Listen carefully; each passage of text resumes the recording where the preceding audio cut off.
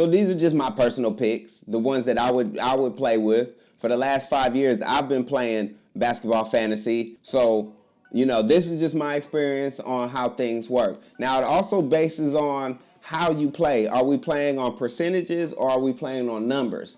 If we're playing on percentages, then it's going to be a little bit different. So these are kind of just based on straight numbers, just straight raw numbers, like who has the most of this, who has the most of this, and who has the best percentage free throw, 3-point. So we're going to go ahead and start with the centers. So these are the centers that I would actually start with. I would start with these centers because for me, my past experiences, I learned that these boys put up consistent numbers.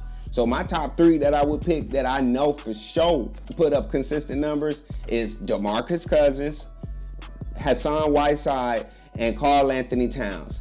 These boys right here, they giving you top-notch numbers. So if you get an opportunity to pick these, you're going to definitely have to grab one of these. Depending on how many people that's in your league, you definitely want to make sure you get them one of the first 2 rounds. Hopefully you're a number 1 pick or you're a number last pick. So number 1 pick, you get 2 times your second round come around, and then the number last pick, you get the first pick the second round. So it's a win-win if you actually are at the bottom end or the first top end. So most definitely you want to go with one of these top ones. And I definitely put Brook Lopez in there because Brook Lopez is going to get you them numbers. He's with the Lakers now, so he's just known to put up them numbers, man. So definitely look out for him.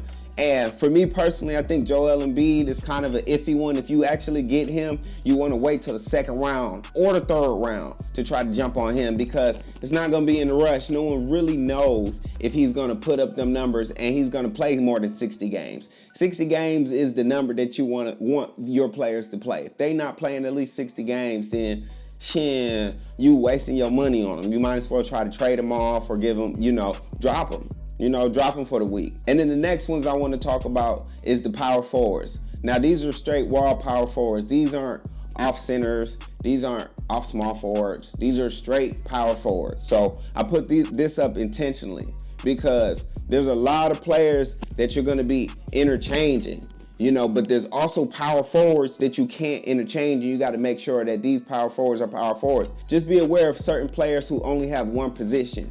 You kind of don't want to get a player who only have one position because that's going to limit them to certain days in certain positions. If they can't play a small forward or if they can't play a center, what are they worth if they're only playing one position? So for my personal favorite, I would definitely go with Kevin Love. I've been going with Kevin Love the past 2 years, and he's giving me those numbers. I don't know why he would be any lower than top 3.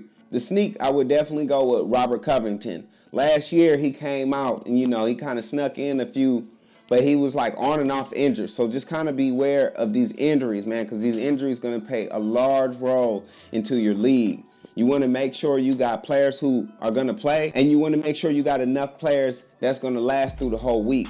You don't want players who's only playing 2 games in the week, and then you have 5 days or 7 days left in the week that you don't have nobody to play. So it's going to get real tough. So you want to make sure it's spread it out, or you want to make sure you have players who make enough points in one day if they only going to play 3 times in that 1 week or 2 times in that 1 week. On to the next, we want to go into the small forwards. Now the small forwards are interchangeable. It's kind of hard to find, strict raw small forwards. This is probably one of the most difficult positions because everybody can play this position. As long as you're fast and you're tall and you're strong, everybody plays a small forward position. But I think Brandon Ingram is going to be one of the ones that's going to come up. Maybe he can be in contestants of getting in the All-Star game. Maybe. I just said maybe. You know what I'm saying? But we'll definitely see. And, one of the iffy ones in here is, I think, Jimmy Butler.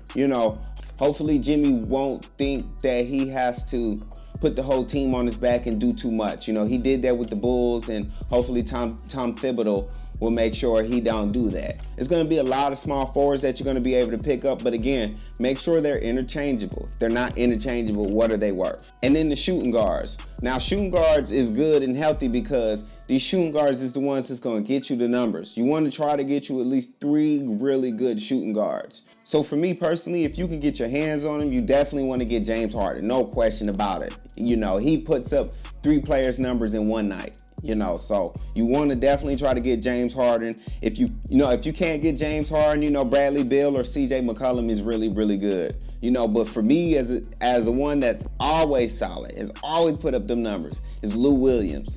Lou Williams is definitely a player that you can use, that you can take off the team for a week and put back on, when you need that extra space for somebody else at a different position.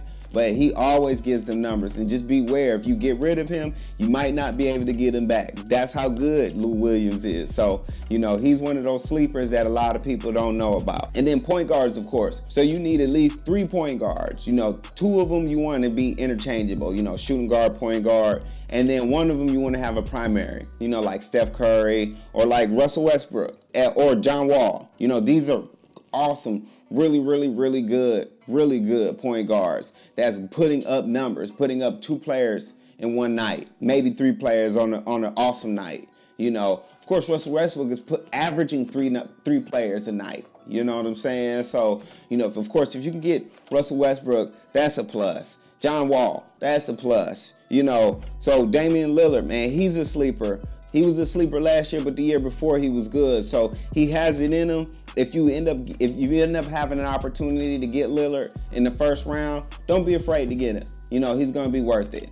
And I think if you want to take a chance, and you're a Lakers fan, of course, go with Lonzo Ball. Lonzo is going to probably be a second rounder for fantasy. If he's a first rounder, that'll be a real big surprise. So out of all of that, just know that, the top ones that I would try to get on is Kawhi Leonard. He's awesome. That's a sleeper. If you can't get LeBron, if you can't get KD, you want to get Kawhi Leonard. If you can't get Russell Westbrook for a point guard, if you can't get Steph Curry for a point guard, you definitely want to try to go with Michael Conley or Jeff Teague. These are real good sleepers that people don't, people kind of sleep on. As far as shooting guards, if you can't get CJ McCollum or James Harden, you definitely want to go with like a Devin Booker. Klay Thompson, maybe, but I would go with Andrew Wiggins before Klay Thompson, because Andrew Wiggins has those nights. I like how he spurts out and has those nights. And then as far as power forwards, if you can't get Anthony Davis or Porzingis, definitely try to get Kevin Love. Like I said again, a lot of people sleep on Kevin Love. They don't feel like he's that deal, but Kevin Love is that deal. Don't forget about that. Kevin Love is that deal. And also, go with Blake Griffin. Hopefully, cross fingers, Blake Griffin doesn't get injured. You know what? Scratch that. Don't go for Blake Griffin. I don't think that's a good deal. I changed my mind on that. I would definitely go with Paul Millsap. Paul Millsap is going to give you better numbers, and he's going to give you more consistency. So, yeah, definitely Paul Millsap over Blake Griffin.